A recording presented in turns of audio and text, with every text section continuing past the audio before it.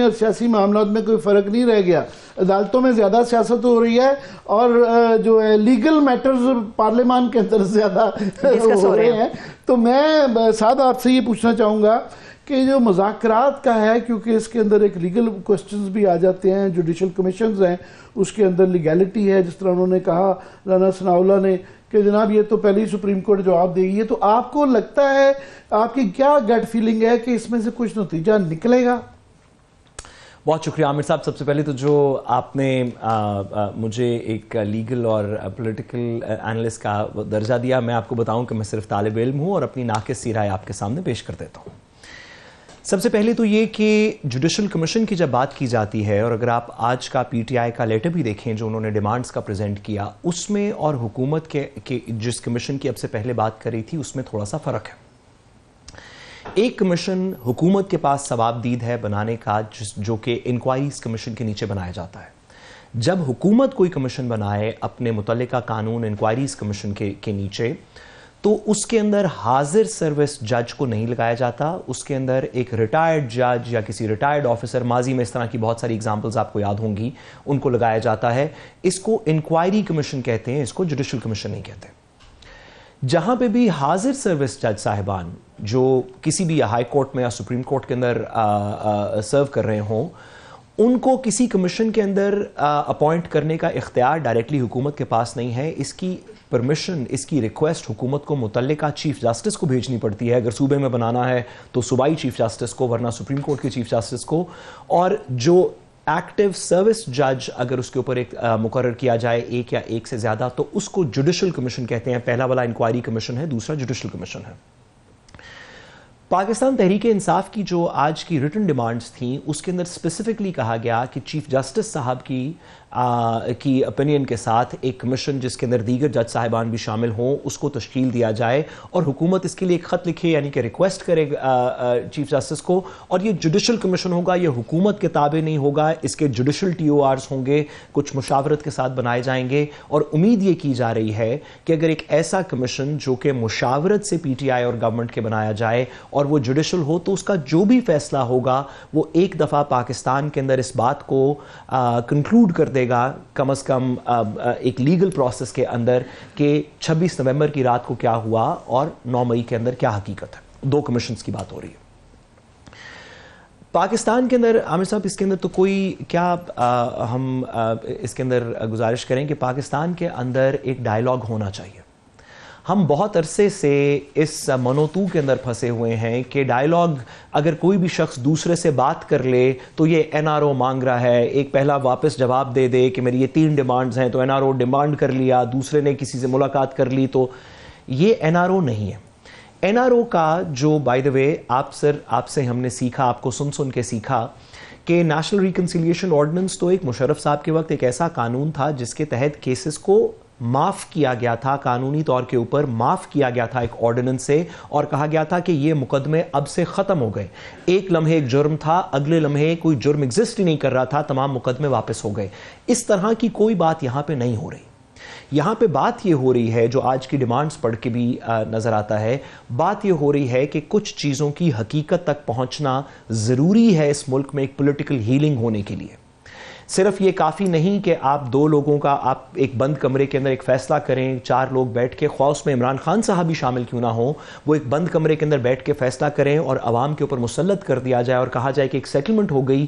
یہ اس ملک میں اب پولیٹیکل سٹیبلٹی ایسی کوئی چیز نہیں لے کے آئے گی جب تک فیصلے کسی طریقے سے انڈیپینڈنٹلی عوام کے سامنے ان دا لائٹ آف ڈے نہیں ہوتے.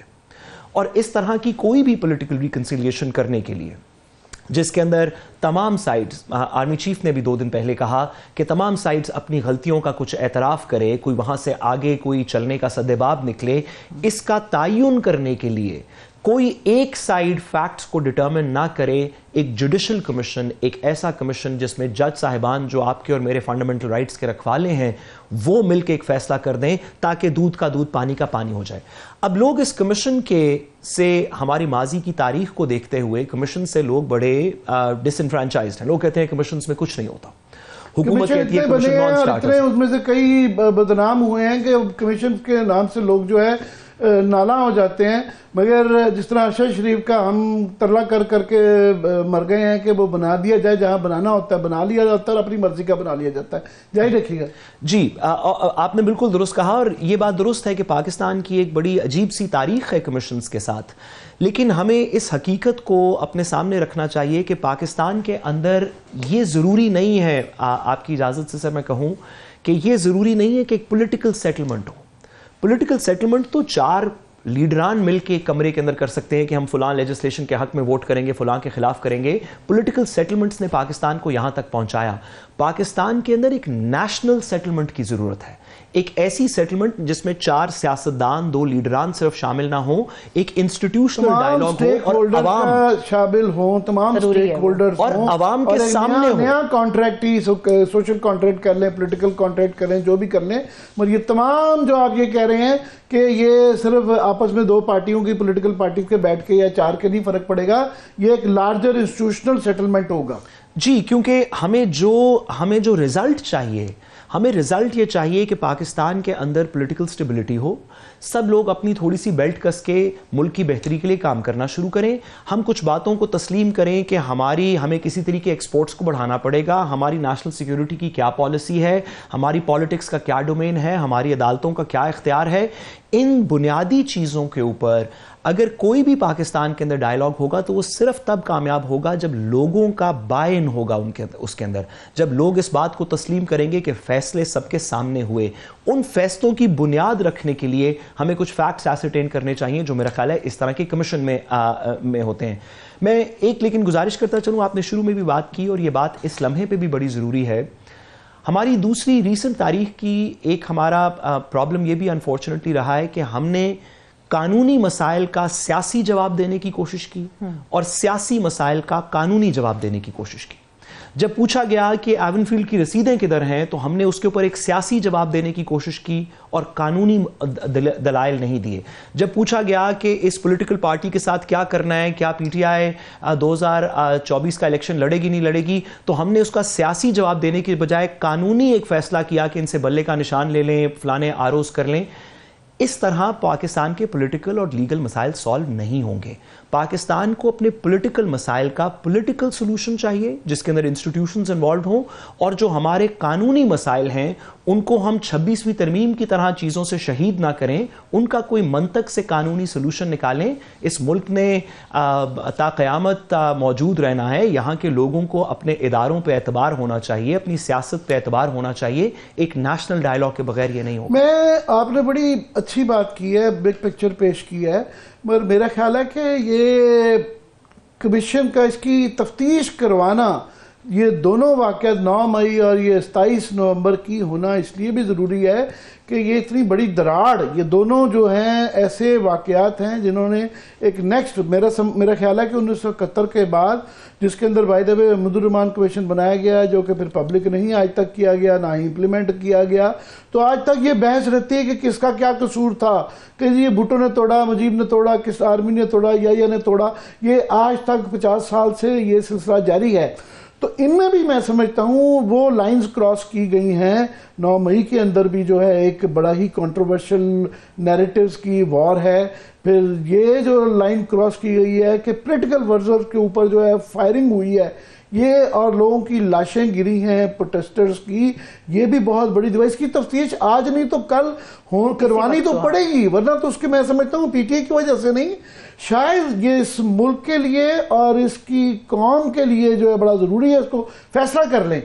میں سر آپ کی بات کو بالکل آپ نے درست کہا. آپ کی بات کو تھوڑا سا آگے بڑھاتے ہوئے کہوں کہ ماضی میں کمیشنز جب بنے, خواہ وہ حمود الرحمان کمیشن ہو, خواہ وہ دیگر کمیشنز ہوں جو ہم نے وقتاً فوقتاً بنائے, مسنگ پرسنز کے اوپر کمیشن بنا, دیگر چیزوں پہ کمیشن بنے, وہ ایک ایسے وقت میں بنے, ایک ایسی سوسائٹی میں بنے, ایک ایسے پیریڈ میں بنے جب کمیشن بنا دیا, وہ کچھ دیر کی خبر رہی, اس کے بعد کچھ نئی خبر آنا شروع ہو گئی اور لوگ اور قوم موو آن کر گئی, اور ہم ایک پنچ لائن کے طور پہ ہر 6 مہینے بعد اس کمیشن کو یاد کر لیتے ہیں.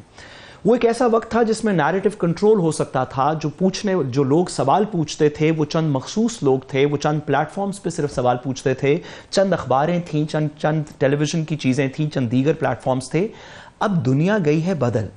اس نئی دنیا میں آپ اگلے گھنٹے کی خبر کی وجہ سے پچھلے گھنٹے کا سانحہ بھلا نہیں سکتے.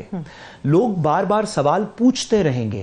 اب وہ چیزیں جو انڈر دا کارپٹ شرگ ہو سکتی تھیں کہ بس جی ہو گئی 26ویں ترمیم اب آگے چلیں, یہ بات شاید 90 کی دہائی میں سچ تھی, شاید 2000 کی دہائی میں سچ تھی.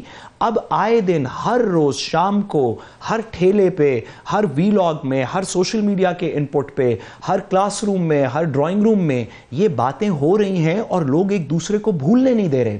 میں آپ کو اس حد تک کہوں کہ اگر مفروضے پہ ہم بات کر لیتے ہیں کہ اگر کل صبح عمران خان صاحب باہر آئیں اور وہ کہیں کہ میں 26 نومبر بھی فرگیو کر دیتا ہوں, 9 مئی بھی کر دیتا ہوں, ارشد شریف صاحب کا بھی شہید کو بھی فرگیو کر دیتا ہوں, تو جو پاکستان کے لوگ ہیں وہ عمران خان صاحب کو بھی یہ نہیں کرنے دیں گے.